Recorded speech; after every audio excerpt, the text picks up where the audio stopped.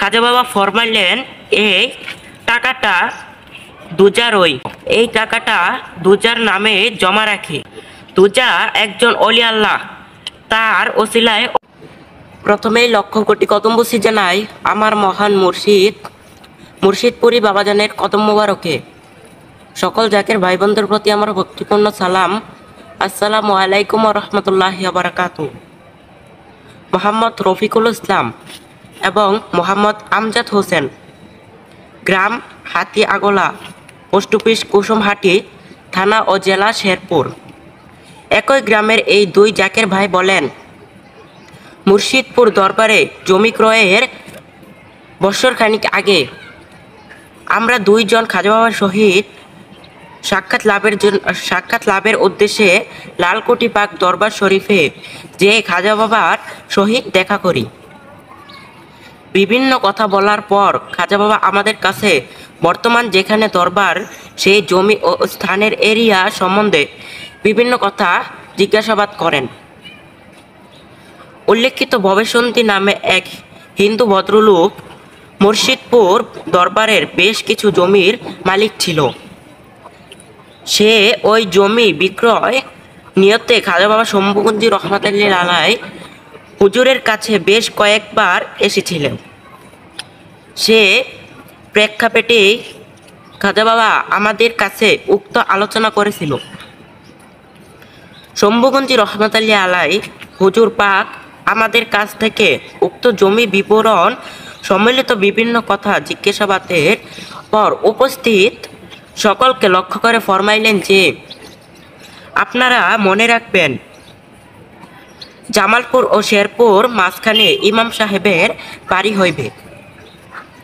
অতঃপর শম্ভুগঞ্জি রহমাতুল্লাহ আলাইহি হুজুর আমাদের দিকে তাকিয়ে বলেন, তোমরা গরিব মানুষ, তোমাদের ওইখানে যদি আমরা ওরস শরীফ করি তাহলে তোমাদের যে টাকা গাড়ি ভাড়া দিয়ে এখানে আসিতে সেই টাকা নজর দিতে পারিবে। মোহাম্মদ আবুল হোসেন বাসার, গ্রাম এবং পোস্ট অফিস চর শেরপুর, থানা এবং জেলা শেরপুর। তিনি বলেন, শম্ভুগঞ্জি রহমাতুল্লাহ আলাইহি হুজুর প্রায়ই শেরপুর জাকেরদের কাছে টিপু শাহ পাগলের কথা উল্লেখ করে বলতেন। খাজা বাবার ভাষায়, টিপু শাহ পাগল বলে গেছে শেরপুর ও জামালপুরের মাঝখানে ইমাম সাহেবের বাড়ি হইবে। আপনারা শেরপুর বাড়ি করার জন্য উঁচু জায়গা জমি দেখান। শেরপুর জাকেরদের ওয়াল, সেখানে বাড়ি করলে ইনশাল্লাহ আমাদের কোনো অসুবিধা হইবে না। সে বাড়ির নাম রাখা হবে মুর্শিদনগর। উল্লেখিত বাণীটি স্মরণে শম্ভুগঞ্জি রহমাতুল্লাহ আলাইহি হুজুরের জবানি থেকে শুনেছেন এবং কয়েকজন ব্যক্তির নাম নিম্নে উল্লেখিত করা হইল: মাওলানা মোহাম্মদ কাফিল উদ্দিন, ভাতশালা শেরপুর; মোহাম্মদ রফিকুল ইসলাম, হাতি আগলা শেরপুর; নূর মোহাম্মদ, হাতি আগলা শেরপুর; সেকেন্দার আলী, জোলগাঁও; মোহাম্মদ গোলাম মোসা, জোবানিবাগ শেরপুর; মাওলানা বাদিউজ্জামান, ভাতশালা শেরপুর; গোপাল দেওয়ানি, কুমারের চর; শফিকুল ইসলাম, নবীনগর; তারাভাই, মাদারগঞ্জ, জামালপুর; মোহাম্মদ সাইদুল্লাহ, গ্রাম এবং পোস্ট অফিস চর শেরপুর, থানা এবং জেলা শেরপুর। তিনি বলেন, আমি একদা শম্ভুগঞ্জ দরবারে খাজা বাবা শম্ভুগঞ্জি রহমাতুল্লাহ আলাইহি হুজুর পাকের সাক্ষাৎ লাভের উদ্দেশ্যে তথায় যাই। হুজরা শরীফের উপর তলায় খাজা বাবার সহিত সাক্ষাৎ করে খাজা বাবার খেদমত করতেছিলাম। এমন সময় একজন অজ্ঞাত জাকির বোন এসে হুজরা শরীফের উপর তলায় উঠে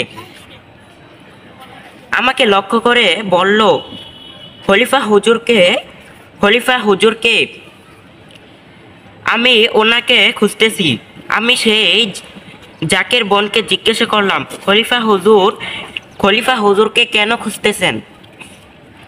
তখন জাকের বোনটি বলিল যে, আমি অসুস্থ অবস্থায় খলিফা হুজুর পাকের নামে 60 টাকা নজর হিসেবে মানত করিতেছিলাম, তাতে আমি আরোগ্য লাভ করেছি। এখন সে টাকা আমি খলিফা হুজুরকে দিতে চাই। শম্ভুগঞ্জি রহমতুল্লাহ আলাই হুজুর পাক অজ্ঞাত সে জাকের বোনের কথা শুনে মুচকি মুচকি হাসতেছিলেন। জাকের বোনের কথা শেষ হলে খাজা বাবা ফরমাইলেন, এই টাকাটা দুজার আনো, এই টাকাটা দুজার নামে জমা রাখি। দুজা একজন অলি আল্লাহ, তার ওসিলায় অনেক রোগী আরোগ্য লাভ করতে পারবে। যদি আমার কথায় কোনো ভুল বেদবি হয়ে থাকে তাহলে বাবাজানের কদম মোবারকের দিকে তাকিয়ে আমাকে ক্ষমা করে দিবেন এবং আমার জন্য দোয়া করবেন। এই ভিডিওটি বেশি বেশি শেয়ার করে অন্যান্য জাকের ভাই বোনদেরকে দেখার সুযোগ করে দিবেন। সকল জাকের ভাই বোনদের প্রতি আমার ভক্তিপূর্ণ সালাম রইল। আসসালামু আলাইকুম ওয়া রাহমাতুল্লাহি ওয়া বারাকাতুহু।